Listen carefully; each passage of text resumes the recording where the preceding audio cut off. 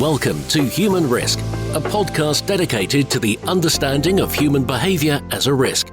Here's your host, Christian Hunt. Hello and welcome back to an extra episode of the Human Risk podcast, which for reasons I'll explain, I'm putting out between my normal weekly release schedule. If you're connected with me or following me on LinkedIn, and if you're not, please feel free, just search for Human Risk and tell me the podcast told you to connect.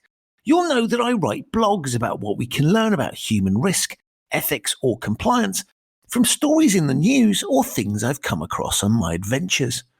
A couple of weeks ago, I learned something fascinating about a company called PedalMe, who transport people and goods by cargo bicycle in London. I'd heard of PedalMe before and was planning to try their service out next time I was in the city. What I learned from a post on social media was that PedalMe banned their riders from wearing helmets. I don't just mean don't provide them with helmets. I mean actively don't allow them to wear them. On the face of it, that sounds highly irresponsible. Now, if you live somewhere like the Netherlands, where virtually no one wears helmets, then you might think that's an odd statement. The reason no one wears them there is that the cycling infrastructure is so advanced and safe that there's very little chance of anyone getting into an accident with a motorised vehicle. But PedalMe are based in London, not Amsterdam, and the cycling infrastructure is far more basic. Cycle lanes are often just tiny strips of road surface which barely go much wider than the gutter. So I was intrigued as to what PedalMe's thinking was.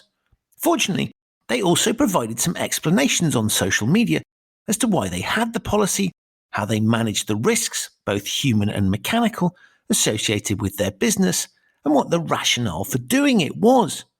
I thought this was really interesting because they'd obviously given the issue some thought and had reached a conclusion that wasn't immediately obvious. I didn't necessarily agree with them, but I liked the fact that this was a company that was thinking about the risks it faced and had taken account of behavioural dynamics. Put simply, they'd actually thought about how they manage human risk. I wrote about this on a LinkedIn blog. There's a link to that and the original social media post that grabbed my attention in the show notes. It got a large number of responses. And since I'd also tagged them in the post, PedalMe and their CEO Ben Knowles shared the post and responded to a number of the comments. I thought, therefore, it'd be interesting to see if Ben would be willing to come onto the show and talk about the company, its strategy, and in particular, how they think about risk. Ben said yes, which led to the conversation you're about to hear. And since the discussion is still going strong in the comments section of my LinkedIn blog, I wanted to get this out as quickly as possible, which is why it's coming out in the middle of the normal schedule. Ben and I begin our discussion by exploring the idea behind PedalMe, their business strategy, and the ways in which they manage risk. As you'll hear, the latter is very much informed by the former two. Whatever your thoughts on their helmet policy, I recommend listening to this with an open mind, because I'm fairly certain you're going to hear some things that will surprise you, including some counterintuitive ways of assessing and managing human risk that you probably wouldn't see in a larger organisation. But, and this is why I think this conversation is worth your time, sometimes conventional wisdom is just plain wrong. Sometimes, of course, it's there for very good reason. So by putting this episode out, I'm not saying that PedalMe have got everything right, but I do think they have a really interesting perspective on human risk, which is informed by actual experience and not just academic research or a theory of how things should be. So this episode is an exploration of how one company is approaching human risk. And as you'll hear, Ben is a man on a mission with an entrepreneurial approach to managing human risk. I learned a lot from our discussion, and I think you will too.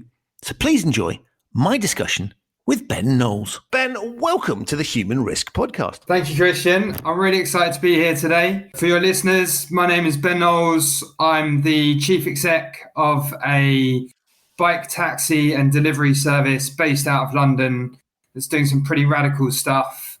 And Christian picked up on what we were doing through some interactions on social media. Amazing. Thank you. Done my job for me. So can you just tell us a little bit about PedalMe, the company, how it came about and what the sort of the ethos and what you're trying to do with it is? Okay, great. So we started off I was a transport planner. So I was redesigning roads and running projects which were aimed at helping reduce driven trips. So I was very focused on the safety angle as part of that, because the best way to disrupt people driving places is to equip them with bikes and the skills to use them, and hopefully a good public transport network to back that up. And then you can help people move away from moving motor vehicles. So one of the projects that I ran was this community cycling project. So we turned up in council estates. It started off with me pushing two bikes. I'd ride one bike and I'd push another bike. It's a technique called ghosting, because it looks like there's a ghost riding the other bike because there's no one else there. And then these sessions got really, really big. So we were just turning up in council estates. We were there same time, same place every week.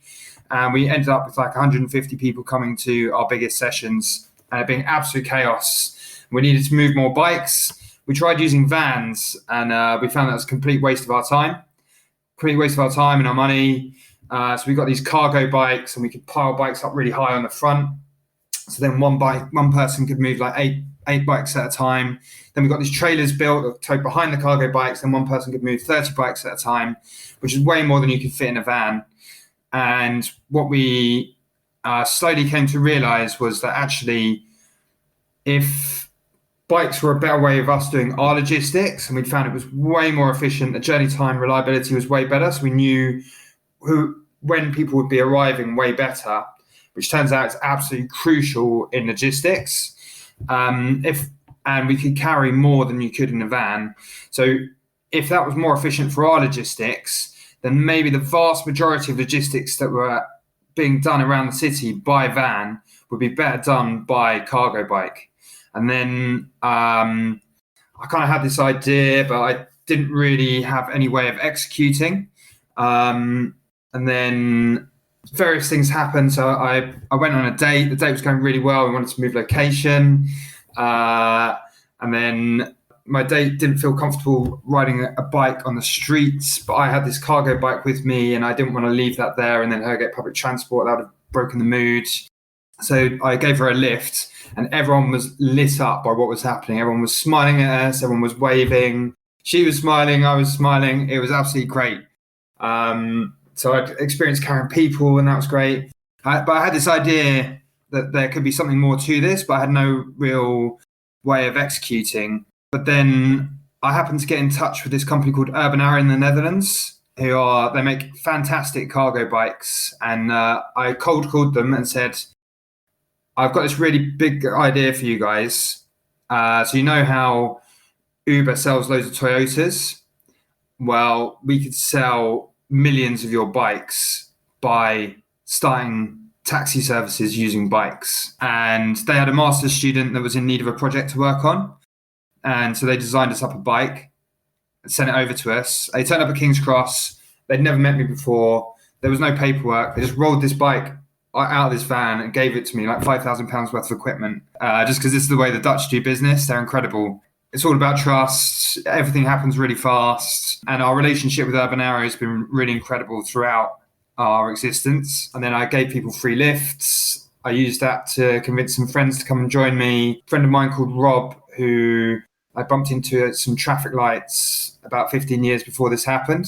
We were cycling in the same direction. We got talking. Bumped into in a good way, not physically bumped into. Yeah. We were just cycling in the same direction, and we got talking, and then ended up becoming friends. He rang me up because I hadn't spoken to him for about 10 years at this point. He rang me up and was like, Ben, I'm bored of my job and I want to do something else. I was like, oh, you do tech stuff? Well, you might be just the man I need to speak to. Ring me now. He'd messaged me somewhere. Then he'd seen some of the transport projects that I've been working on and kind of wanted to get involved in that sphere. And then we were off, put in our savings, bought a couple of bikes, bought an off-the-shelf tech platform. We founded the company with something like £14,000, and then worked unbelievably hard for very little money for very many years to bring the company to where it is now. We were really lucky that we, one of the people that worked with me on the community cycling project, Chris, he's a cycle trainer by profession. We got him to design a syllabus to help us manage risk. And we set in place all of these risk management procedures, which have helped us do things by bike that other people would just never consider possible or safe. And the whole thing has been completely wild. There's whole loads of levels to this story that I can't even touch on this podcast. We haven't got time. But there's been drama. There's been unbelievable, mind-bending hard work. There's been heartbreak. There's been mental health challenges. Startups are incredible places where there's huge opportunities. And I genuinely believe we've created something that is potentially world-changing. Is certainly changing the world for some of our employees who, many of them have come from quite deprived backgrounds. And we're giving them the opportunity to get on a bike and earn £30,000 a year for riding a bike in a way that makes everyone smile at them, which gives them status because they're doing something which is incredible. Some of the stories I hear back from our employees are mind-bending. Some of the stories I hear back from our customers are incredible. And I can see how quickly we're helping to change the city. So the whole thing, if I'd been told before I started it quite what I was getting myself involved with, I'm not sure I'd have gone through with it. So it's probably best I didn't know. But the whole thing's been amazing. Wow. And I love this is one of those business ideas where you've kind of gone, I think there's something here, but you haven't done the sort of let's write out a detailed business plan and work out profit. It's just like, this seems like a good idea. Let's just hustle together and make this happen.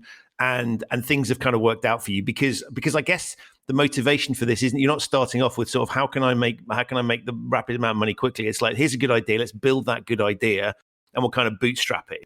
We did write detailed business plans and we sent them to various people and they're like, you're nuts, mate. It's never going to work. We went through this phase when so I'm a big believer in just starting things. With any project, just try and find a fast and light way to begin it where you're sort of managing the risks if it doesn't come off. Because you just don't know whether it's going to succeed or not. There's so many unknowns out there that really you just have to start stuff, do some basic due diligence at the start, check, and then get rolling. And honestly, no one believed that this was going to succeed. I mean, I had my mum ringing me twice a week to say, what are you doing? You've already got a job. I can't believe you're putting us through this. It's going to be really stressful and hard. And you've got this job where you're working as a transport planner and you're already making a difference and you're earning reasonable money. Why not just keep doing that? I've been really fortunate to be involved in a couple of really quite groundbreaking projects, and some of those were just getting started at this point. One of the projects I'm really proud of is the community cycling project that I've already told you about. That is really where my heart is, because that is, oh my God, it's incredible. Because I see these kids that we help to learn ride bikes doing wheelies like the other side of town, from them being in a situation where most of our participants were from very deprived backgrounds, and that means that they don't get to travel very much because they can get on the buses for free, or they could get on the buses for free. I'm not sure if that's still a thing in London with the most recent cuts, but their parents couldn't go with them because they'd have to pay. The tube is expensive and buses are a bit slow because we've managed to let private motor traffic completely strangle the bus system, at least at busy times. And so they live hyper-local lives. And so for them, giving them a way to get out of their community and go and meet other people and to network and get to job opportunities, to get to training opportunities, all of this kind of thing, I genuinely believe is life-changing. So there's that project. Then there's this thing called School Streets. So you basically close streets outside schools at the start and end of the school day. And this is just about creating a safe space for children to arrive into. But it's kind of like, the reason I wanted to do it was because I'd read Nudge, and this book blew my mind because it's just about a few simple tricks to help people do what they want to do anyway. Have you read it? Yeah. That's what I've done. Yeah, I mean, it was life-changing for me because my background is science. So I'm very focused on like data and rationality. And I was like, why are people not doing what is in their own self-interests? In particular, in this instance, why are people not using bikes to get around a city? because it is faster, it's going to save them money, it's going to get them in better shape, they're going to have more social interaction, like all of the things that humans want that you can see as implicit in their behavior can come from using a bike instead of sitting around in a motor vehicle in traffic getting miserable and angry. I was like, why? Why are people not doing this? It's not just behavioral stuff. There's things around like you need to learn the skills, you need to invest in growing those skills, you need to invest in getting a bike, all of this kind of thing. But there's also this kind of like behavioral insights angle where you make it easy and make it an obvious choice and show them that other people are making that choice, and then bang, people do it. So School Streets was all about just making it a little bit more difficult for people to drive their kids to school. And you saw dramatic reductions in driven trips to school. And the scenes that you see outside street schools are incredible because like that's interesting. So the purpose. So normally when we think about roads outside schools, it's a case of let's slow the traffic down at the times when it's dangerous. And what you're basically saying is let's stop it. This is presumably stopping anybody going down that road. And the purpose isn't just drivers that are nothing, just happen to be passing. This is also to have an impact on parents and to get them to change the way that kids are brought to school and picked up from. Yeah. So the risk thing is basically the way I look at risk is focus on that hierarchy of risk. So how can you eliminate, reduce, substitute? Those are like the key things that are going to reduce risk. Now, the conventional way of thinking about cycling and risk, for example, is to say, well, we can eliminate cycling and then that removes the risk of someone getting hit while they're on a bike. The problem with that is that in our society, everyone dies of heart attacks and cancer, and very few people die while they're cycling. So it's not actually the physical risk that's the problem. So people who cycle regularly have 40% lower mortality rates than people who don't cycle regularly. So that means they're 40% less likely to die in any given year, which is bonkers. That is a huge saving. That is more powerful than pretty much any drug out there, and everyone can access that and save money and make themselves more attractive and get a tan and be outside and interact with other humans. It is the wonder drug. The way that I look at those risks, and this is actually in part down to a personal experience that I had where I got run over by someone who fell asleep at the wheel. So basically, I bought a bike on Friday afternoon, and then I rode it to work on Monday morning, and someone who was on their way back from a night shift fell asleep at the wheel and drove into me. I don't know exactly what speed they were going, but it was a 40-mile-an-hour road. They fell asleep at the wheel, drove up the curb behind me, and this is all quite firmly imprinted in my brain. It's happened in 2009, but I had flashbacks about it for quite a long time. This guy fell asleep at the wheel, drove up the curb. I heard him go up the curb and then lock up the wheels. And I was like, oh, that sounds like bad news. I better pedal really hard, I can remember thinking, because that'll get me away from this car bearing down on me at 40 miles an hour. But it turns out I wasn't able to pedal hard enough to get away from the car coming at 40 miles an hour. So the car kind of destroyed the bike underneath me.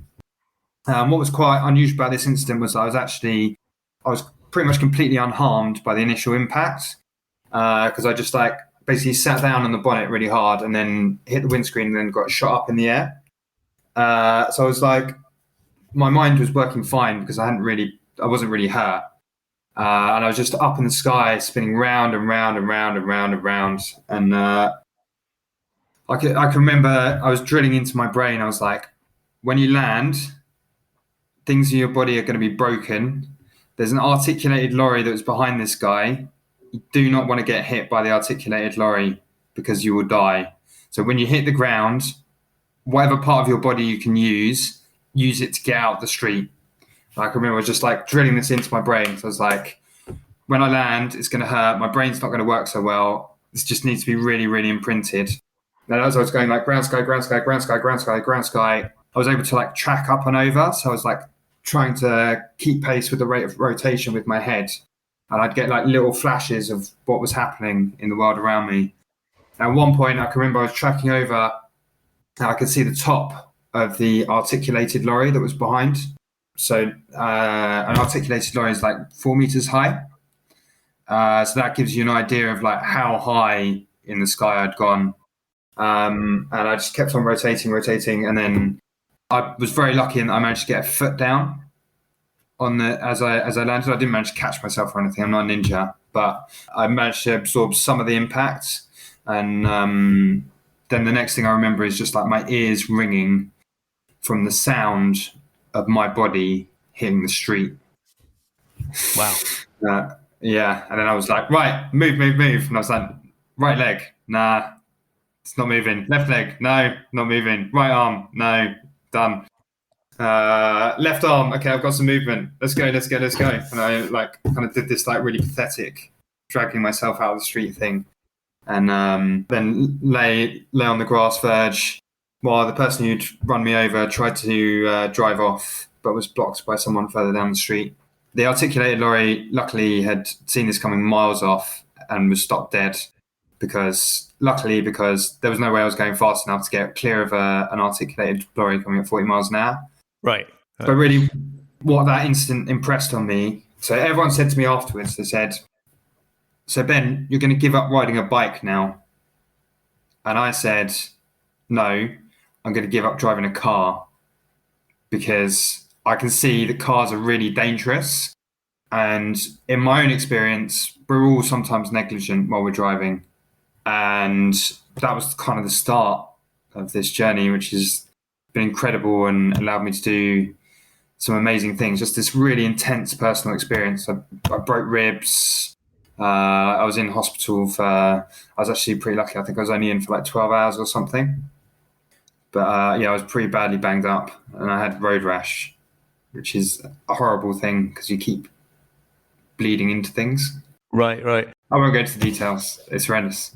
So, I mean, this is all fascinating because what that points towards is the classic thing where people would go, okay, your business, all the things you're talking about doing, right? If we're in Amsterdam or I am now Munich, right, is that the infrastructure is there and the roads have been designed in a particular way. Now, that is a conscious decision. They weren't always like that. Amsterdam, for example, has had a massive conversion. But if you look at London, one of the reasons that people would look at what you're doing, both in terms of your business and your passion for cycling, is to go, I get all of that, but this is not a city for cycling, right? It's dangerous because we don't have the infrastructure. And yet your point is, well, we need to, you're trying to get us to that point, logically, presumably. Let's get cars off the road. Let's turn it into more of a cycling city for the health, for the environmental, for all those reasons. And so am I right in looking at what you're doing is kind of, you're sort of going, yeah, I know we have to sort of start somewhere. So your business and all of the work that you're involved in is really about promoting that outcome. That's what you're trying to get towards. And so, yeah, sure, there's going to be some teething troubles on the way, but someone's got to start and we've got to push this thing. That's your kind of mission, right? To almost, not quite to turn London into Amsterdam, but in that direction. London is already changing very, very fast and has been changing really quite fast for quite a long time. I had this really inspirational meeting with a guy called Alistair Hanton, who's sadly no longer with us. But I gave him a lift on the front of a PedalMe and he told me all about how much the streets had changed since he'd started campaigning. And it was actually quite a powerful moment for me because I was getting pretty demotivated by the rate of progress. But yeah, I guess at heart, what we're doing is we're trying to tackle the root problems.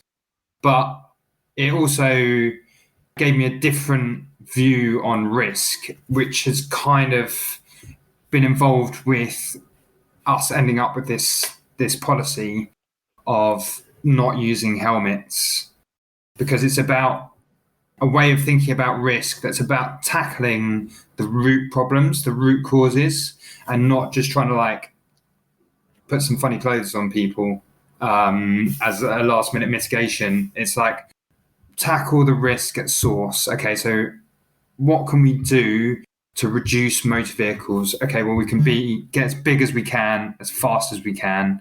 That will mean that there's less van movements, and we know that vans and other commercial vehicles are disproportionately dangerous. They're more dangerous per mile driven than private motor vehicles, presumably because commercial vehicles are under time pressure. Often under the current logistics systems, these people are contractors. They're incentivized to work unsafe hours, and there's very few checks and balances on that. And there's all sorts of reasons why commercial motor use is particularly dangerous. So let's tackle that at root. Let's eliminate as many of these unnecessary motor trips as possible by using this set of equipment and tools. So what's unusual about PedalMe? There's a lot of companies that use cargo bikes. What makes PedalMe unusual is that rather than say, well, we've got this set of vehicles, and then we're going to go and find the jobs for the vehicles, we've gone the other way around. So we've said, okay, what jobs need doing? Then how do we design the equipment, techniques, training, tools, tech to support those jobs? So we help people move house by bike. We collect empty kegs of beer by bike. We do deliver full kegs of beer, but it tends to be a smaller part of what we do because it's harder to make the economics work, because each keg of beer weighs about 40 kilos. So there's only so many of those you can actually physically move with a bike under the current legislation, which so we have electric assist bikes. So we're only allowed 250 watt motors, and that includes if we've got a trailer. So at the minute, our fully loaded bike and trailer rig weighs about half a ton, which is about the practical limit for what you can move using humans' legs and electric assist. So I love all that, and the counter argument. So you're basically saying, look, and I love that. I really like that idea of sort of going, rather than we will present you with a service and you must work out how to use it. You're going, well, let's have a look on where the demand is, and we'll match that. We'll build the service around that. So very, very sort of almost human-centric design. What do we need to? What problems do we need to have solved, and then how do we build around that? So I get all of that thing, and what you're pointing out would work beautifully as a vision if everybody was playing the same game. And I think one of the things that when you talk about the helmets rule, and just to be clear for listeners that haven't come across this before, this isn't just a case of you saying we're not going to provide our riders with helmets. You're literally banning them from wearing helmets for reasons that we can come on and explore in a second. But the argument would be is that you're an exception to the rule, as you've identified. Your business model is slightly different to everybody else's. So therefore, everybody would say, well, if everybody were playing by the same rules, you could end up in a world like Amsterdam where virtually no one wears helmets because they've designed an infrastructure that protects that. So the challenge, I guess, that looking in on yours is to say you've got a lovely vision. If everybody were doing it, it would work, but you're the exception. Doesn't that, for example, place your drivers at greater risk because you've got, they are surrounded by vans? How do you square that off? Well, it's absolutely true that it's more dangerous for our staff to do their job because there are a vast number of unnecessary motor vehicles moving around London. But those risks are actually relatively small compared to the other risks that we face in life. And in general, this is the thing with cycling, is that there's this problem where when someone has a crash on a bike, it's very visible to us, it's very visceral, and it therefore is etched deeply in our mind. And that means that when we think about cycling, one of the first things that pops up is the danger. But actually, it's really very safe. Even in London, it's very safe compared to, for example, not cycling. And we know that because cycling regularly reduces the risk of mortality by 40%. So even though there is some small increased risk from using a bike, that's far, far outweighed by the health benefits of doing extra exercise. I guess there are other things that we considered in bringing in this rule. So back to tackling risk at its heart. So you have the hierarchy of risk, and as you go down, you've got elimination, substitution, and then you come down to education and behavior change, and then PPE is at the bottom. So we know that there's this effect called risk compensation. So when people feel more protected, they take greater risks. And you can see this everywhere you look in human behavior. I was thinking actually that vaccines and COVID is an interesting, deliberate example of risk compensation. So rather than keeping ourselves in lockdown forever, which helps stop the spread of COVID, but has really bad impacts for people's mental health, for our economy, etc., etc. We decided to vaccinate people, and that means that we can accept more risk in our day-to-day life. So we can ease the lockdown because more people are vaccinated, and then that slows the spread of the virus, and then that reduces the risk of the NHS or the healthcare service, wherever you are, getting overwhelmed. So that's a really interesting example of like us deliberately using risk compensation, because what we're not really doing is it's not like we're trying to eliminate the virus, because we would act differently if we were trying to do that. We're trying to get back to a normal way of living using vaccinations and using risk compensation. And I think that's a really interesting point, because to my mind, and this does play into the cycling thing. One of the challenges with the vaccines is that there are, and I don't think this has ever been said, but the perception is, oh, if I get the vaccine, I'm kind of my risk of getting COVID goes down to zero. And there probably was something in the advertising around it and some of the messaging that suggested that. Now, if you look at it, you know that that's not the case. Right, it's designed to make you less ill if you get it, and it will reduce the spread a little bit, but it's not there to. So, in other words, get the vaccine and you're completely safe from COVID is nonsense. But that's been the sort of perception of it. And I think one of the things, to your point, is fascinating, is that some people who are vaccinated sort of suddenly think they've got a superpower, which is I'm COVID immune, so I can take more risk. And I think it's fascinating when your analysis on the societal bit's right. I think one of the communication pieces that's a bit challenging is I think some people have either willfully or accidentally misunderstood what the vaccine's for. It doesn't give you immunity. It's not like an invisibility cloak in Harry Potter language, or to give you. It actually, there's still a risk there. It's just slightly different. And so some people overcompensate for that because they go, well, I've now been vaccinated, so I can do all kinds of crazy stuff that I wouldn't have dreamt of doing if I didn't have any defenses whatsoever. And you can make that same argument a little bit with cycle helmets, which I think is where your position is, which is sort of, it gives people a sense of invincibility. Is that fair? I think that's a really nice summary of the point that I was trying to make. Thank you, Christian. Yeah, so I spent a lot of time working in schools with kids and encouraging them to use bikes. And it's really interesting. If you talk to a 5-year-old kid about cycle helmets and you say, what will this cycle helmet do? And they will say, it will stop me crashing. And there's all kinds of like different ways you can break down the statistics. So it's reasonable to think that kids are more protected. There's a greater need for cycle helmets in kids like learning to cycle in the first place. But I think maybe also the risk compensation factor is also higher because they have a more absolute faith in what they're told and a simpler worldview. And one of the examples that I really like about risk compensation, which is really, really hits home for me. I don't have any biological kids, but people keep making me godfather to their children. And I think about how I act when I'm walking down some stairs, when I'm carrying a rucksack, and when I'm carrying a small child. And my attitude to risk is completely different. I grab a rucksack, I run down the stairs, full tilt.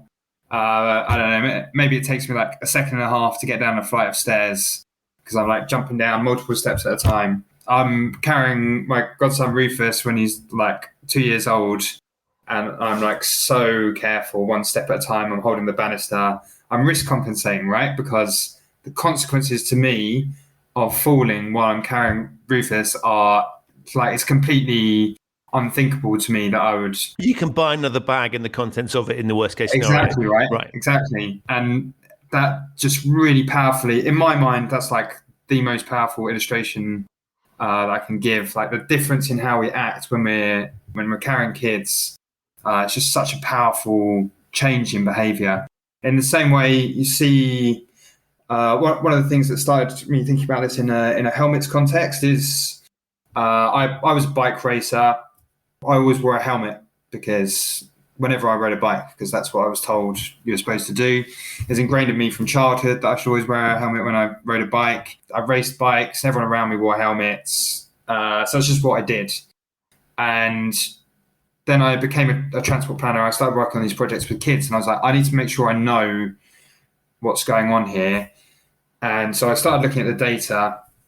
And one of the things that really hooked me in was I was looking at the data breakdown of cycle helmet wearing per country and risk per mile cycled by country. And there's a direct correlation. So what that means is the higher the helmet wearing rates, the higher the risk per mile cycled. And I was like, whoa. Helmets protect people. So why would more helmet wearing be associated with greater risk? This makes no sense. What is going on?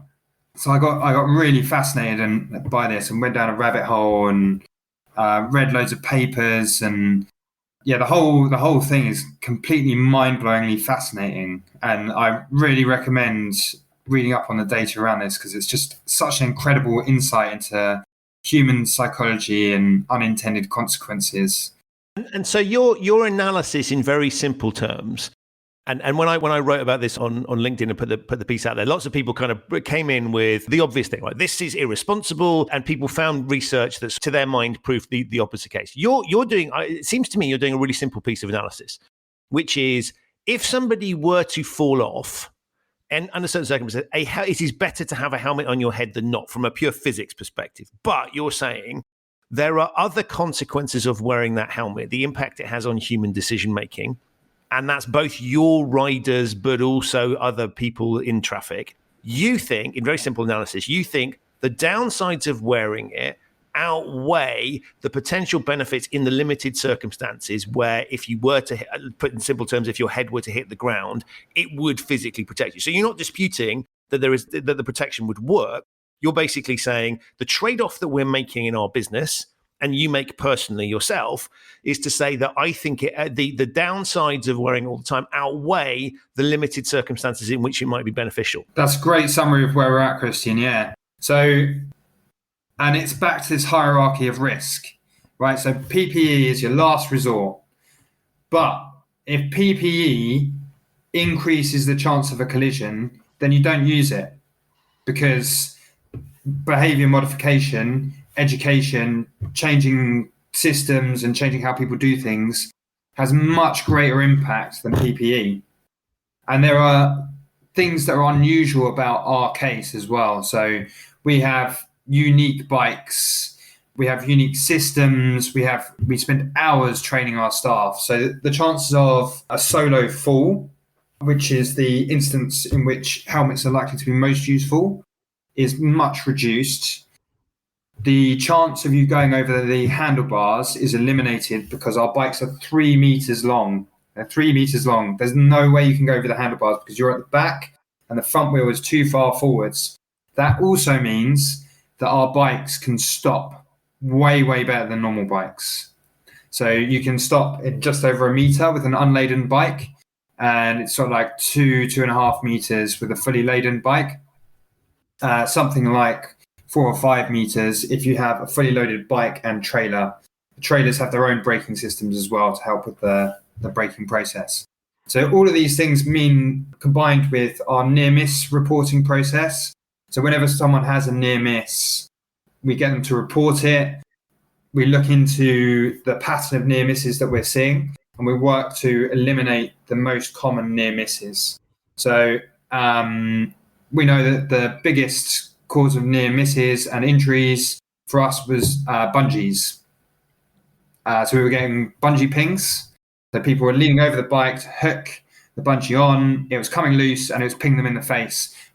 I'm laughing because anybody that's ever used a bungee will know exactly what you're talking about, right? Some like very short amount of usage and you get the idea. So we started off setting up this process to eliminate what we thought was going to be the risky bit, which is going to be the riding the bike. But actually, that's not what we're seeing. The riding the bike bit is not the risky bit. It's the off the bike injuries that are the greatest cause of injuries to us. So, maybe there is a case for helmets and for our staff to put them on when they get off the bike, because we see more head injuries off the bike than we do on the bike. That's so many things I want to unpick there. But can I just go back to getting staff to report incidents? One of the things I think is fascinating is how you respond to that, because there are So the airline industry is really good at this, right? They skew the incentives towards reporting than not reporting. But there are other companies where, and we've all seen this in kind of school environments, right? If I admit to something, I'm more likely to get into trouble. What do you do to incentivize your riders to come forward, and how do you respond when you've created an environment where it makes sense for them to do that, or is it because of your telematics they have to? How does that work? So it's very easy to do when you have a small team. It gets much harder as the team gets bigger. So I have very, very high level of confidence in the data that we were collecting in the early days of PedalMe. I am concerned about the rate of reporting at the minute. We're building tech systems which will allow team leaders to see when people have reported near misses. And the intent is to have that as part of the appraisal process. Like, if you haven't submitted a near miss in the last 3 months, this isn't true. Something has happened in the last 3 months, and like holding people to account for not reporting incidents in that way. While we've been growing, it's been possible for us to track back near misses. So we have a policy that if you have an incident on the street and someone else reports to us, then that's a disciplinary matter. If you report it first, then it's not a disciplinary matter. And I guess if it was something like really, really serious, one of the major categories of incident that we have is assault and harassment towards our staff. And sometimes that results in our staff reacting in a very human but unhelpful, angry way. And there have been instances where we've ended up firing people because they've assaulted someone.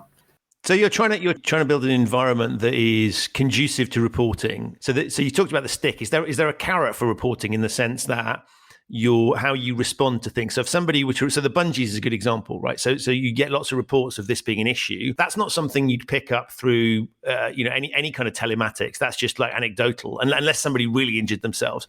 So they report that, and then how do you respond to things like that? Is you change your company policy, training? Yeah. So I guess one way is we are really hot on feeding back. So the way our near miss reporting system works is that you fill in a form which is very quick and easy to do, and that's moving to being automated. So there'll just be a button in our app that you just press, so that'll make it even easier. Then that sends that report back to a near miss reporting group. So everyone in the company is in this chat, and the system spits out the outputs into that chat.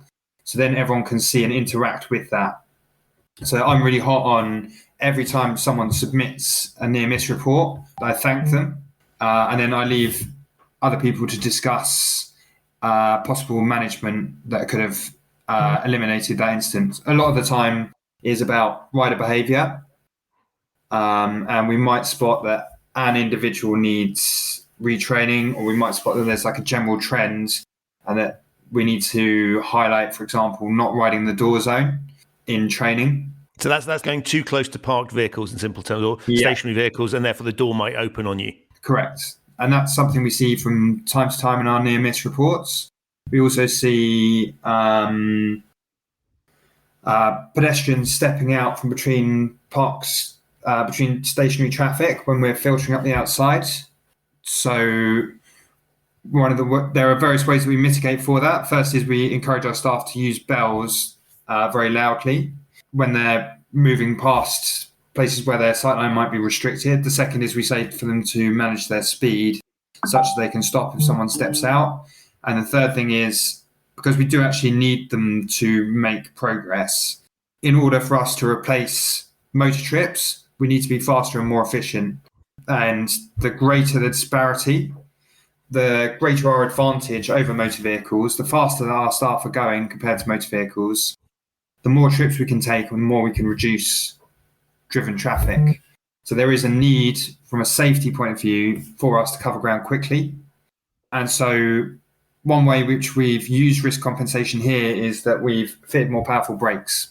So what that means is if you have more powerful brakes, and we retrofitted the entire fleet with 4-pot caliper brakes and larger disc rotors, beyond what the manufacturer originally installed.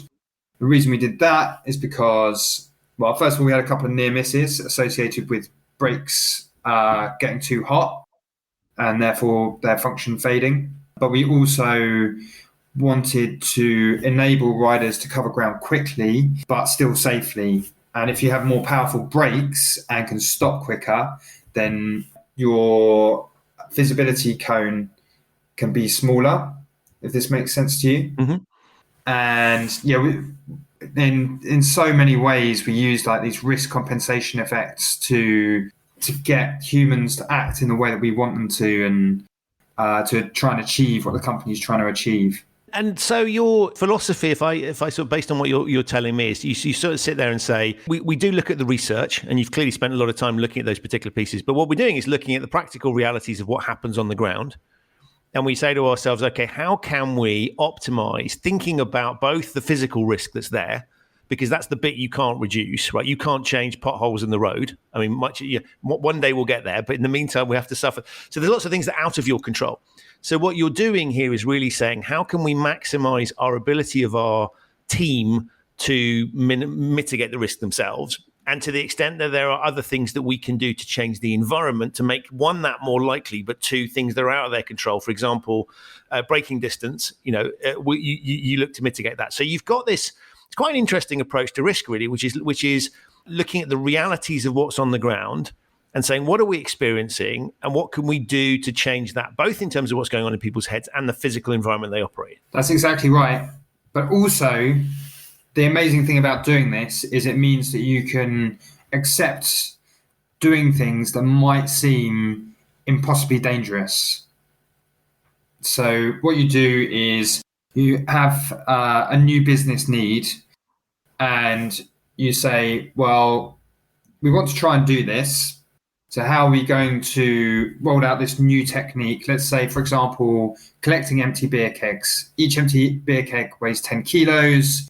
They're round, so they roll. So you need to make sure you restrain them properly. What are the techniques that we can apply and use here to have a go at doing this and assess whether there is actual real risk or whether it just feels risky because of heuristics that are in my head and don't actually bear any relation to reality. So we sent the directors out to do one of the other unusual things about PedalMe is everyone rides. So I'll be out riding a bike shortly. Every senior member of staff spends time on the bike, and that means that they understand the job, they understand the subtleties, and they have empathy with the staff. So you wouldn't ever need to film, those are back to the floor TV shows where you take the person out of the boardroom and you'd never need to do that because you're actually doing the job. Yeah. I mean, I probably spend, about 25% of my working hours, 30% of my working hours at the minute riding. When we get these periods of really dramatic sales growth. So there are points where we're experiencing sort of 30, 40% month-on-month growth figures. At those points, I would tend to be riding sort of 40 hours a week, desperately trying to plug gaps, and then doing my other CEO job around that. But back to the point about the collecting kegs is that we send senior staff out to do the job, and they're obviously they've been doing the job the longest, so they're the best at dynamically risk assessing and controlling the risk, and are in a position to just pull the plug if they feel it's unsafe. We drill into all of our staff that they're in a position to pull the plug at any point if they feel it's unsafe. But it is that much easier if you're more senior. So we use the more senior staff to do these jobs initially. We work out the loading techniques that work.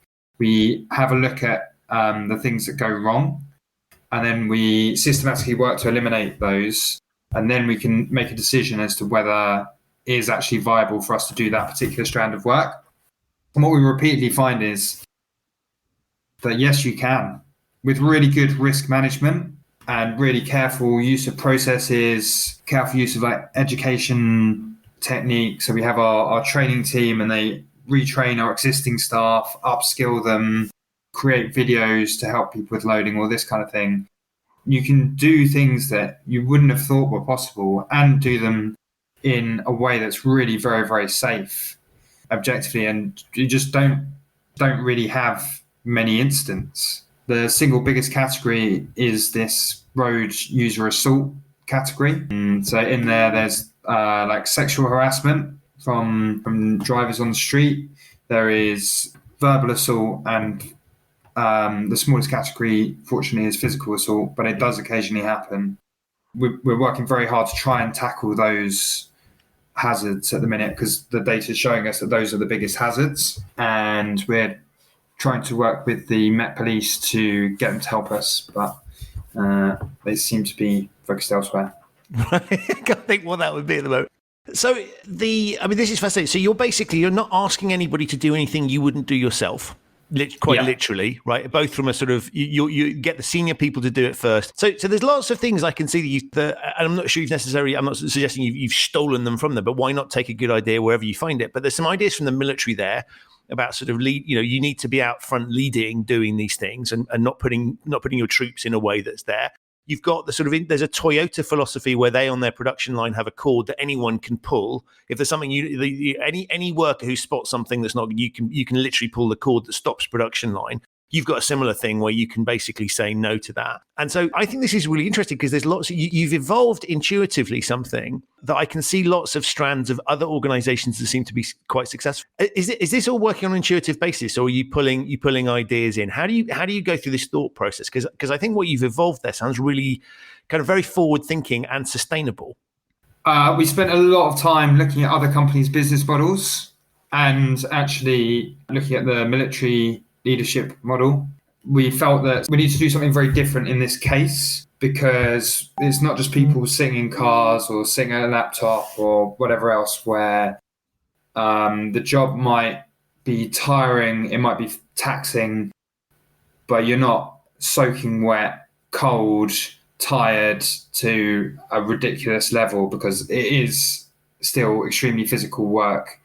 And that's one of the issues that we're working to tackle with bike design and by lobbying government to allow for a slightly more powerful electric assist to make it a bit easier for our staff.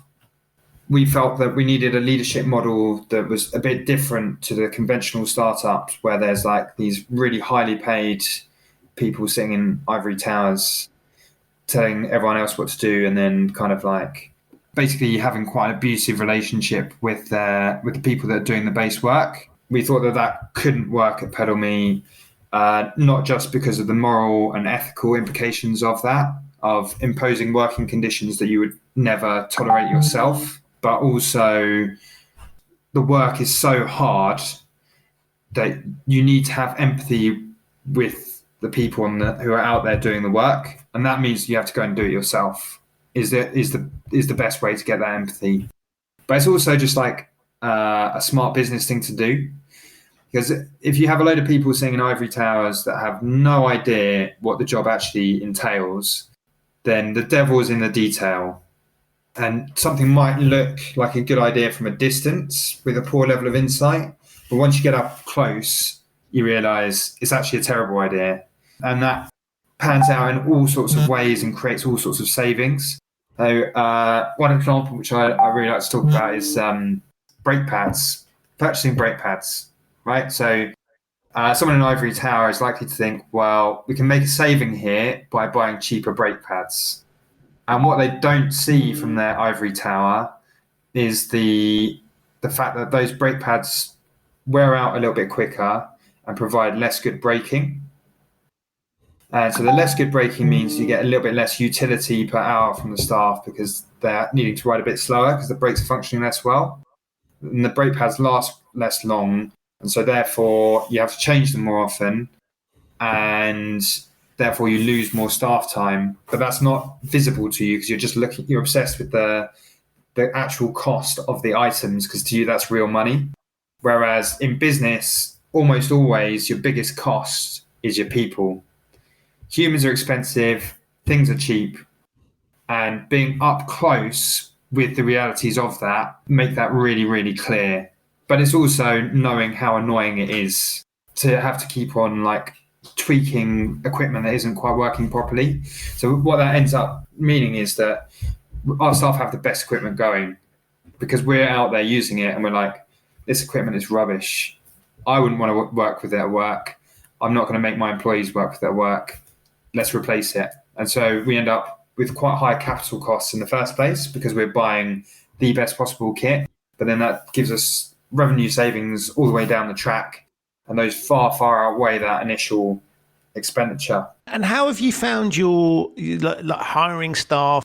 And I'm thinking particularly sort of, because you clearly have a very strong philosophy, and that the helmets would be a really good example. Is that something people buy into, find unusual?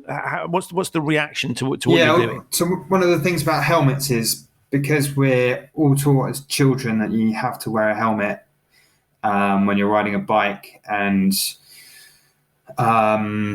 parents being naturally protective and in an environment which is really badly set up for protecting our kids, parents tend to hammer into their children the need for them to take responsibility for their own safety, which is something that actually we don't really do in the rest of society. So, for example, I know I'm going to go and build a fence. I've got a sledgehammer. So I'm walking around with a sledgehammer. While I'm walking around with a sledgehammer, the expectation is on me to manage the risk of this sledgehammer. I'm not allowed to just swing it around casually, right? Because that would be putting other people at risk. It wouldn't be everyone else's responsibility to stay out of my way. It would be my responsibility to stop and wait for people to pass and be very careful in how I was managing that risk.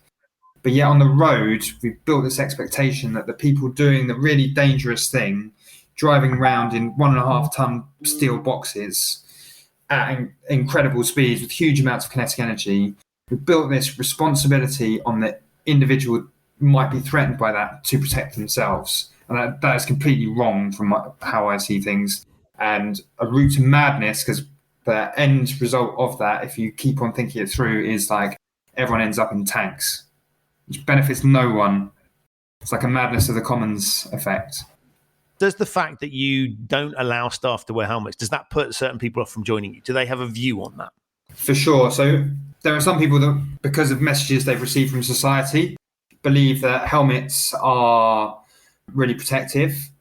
And there are other companies that they can go and work for if they really, really feel that they want to wear a helmet.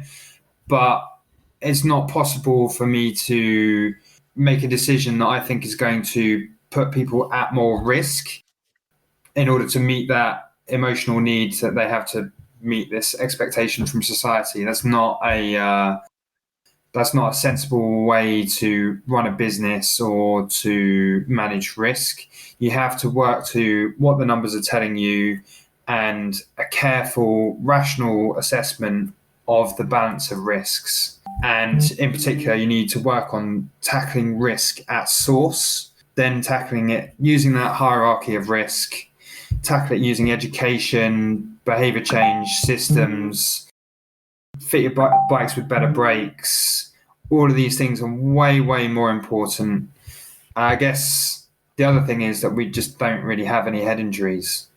We have one head injury that was caused while a rider was on a bike that could have been mitigated for with a helmet.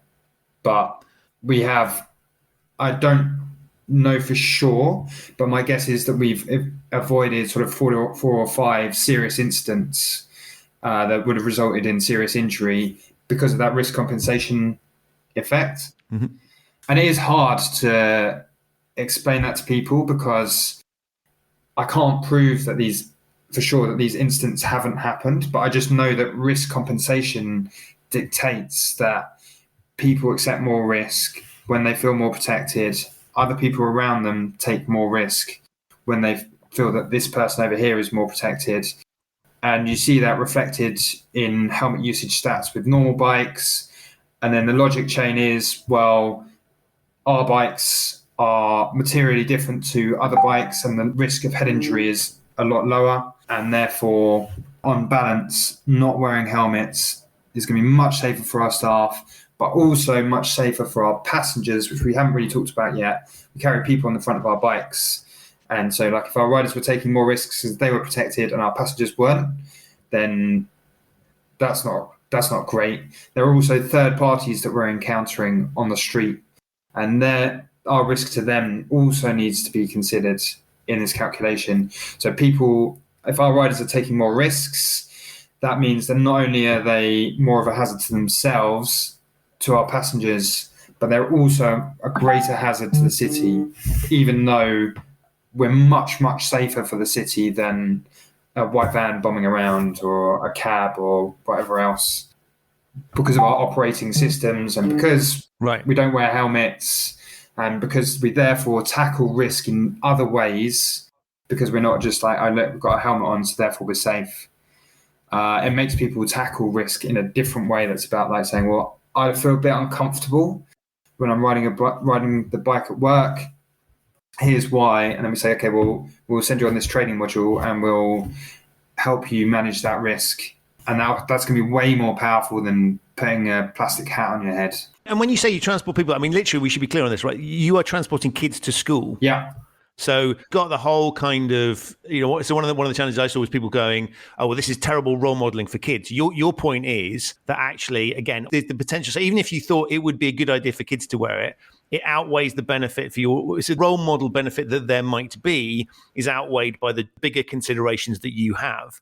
And I guess second piece is implicitly in what you're talking about it. If the stats were to change, right, suddenly there was a lot of data that proved that maybe you would review your policy. Logic. If there was an overwhelming body of evidence that suddenly appeared that showed that helmets were... I don't know, stuff's falling out of the sky. Let's pick a silly example, right? Okay, and therefore, things fall out of the sky as you're cycling, you would then review that. Right? Lots of pigeons falling or something. Yeah, so if the science, if there's this overwhelming body of research that shows that our staff would be materially better off wearing helmets, then that would certainly make me reconsider our policy.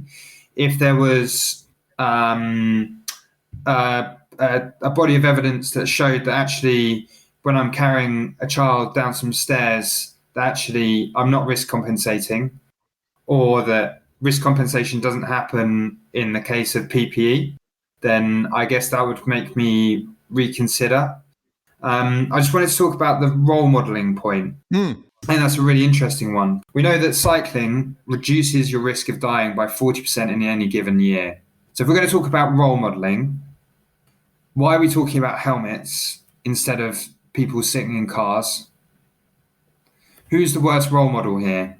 Someone who's riding a bike without a helmet, significantly reducing their risk of death, significantly increasing their health, significantly reducing their impact on climate change, or the person who's sat there in their Tesla with 15 tons of embedded carbon and imposing risk on other people. Who's the bad role model here? I think that is an incredibly powerful statement on which to finish. I want to say, firstly, Ben, thank you so much for taking the time, because I know you're incredibly busy. Clearly, you've got some riding to do and a business to run, and I'm incredibly appreciative of your time.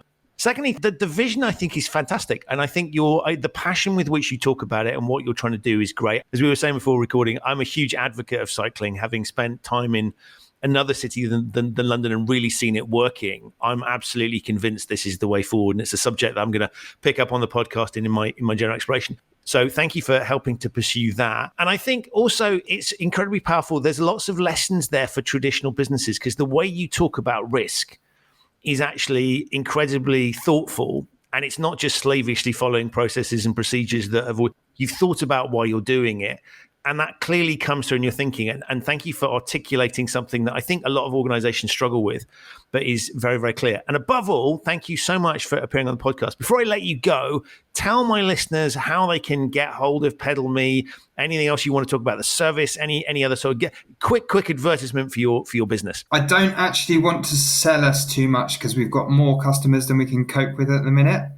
But I thoroughly recommend that you take a look at the social media. So if you look us up on Instagram or Twitter, wherever your preferred social media is, it's at PedalMe app. So look us up. You can connect with me on LinkedIn. I'm Ben Knowles, writer and CEO. I'll put links to all these things in the show notes. Amazing. I'm always interested to talk about risk and improve my understanding.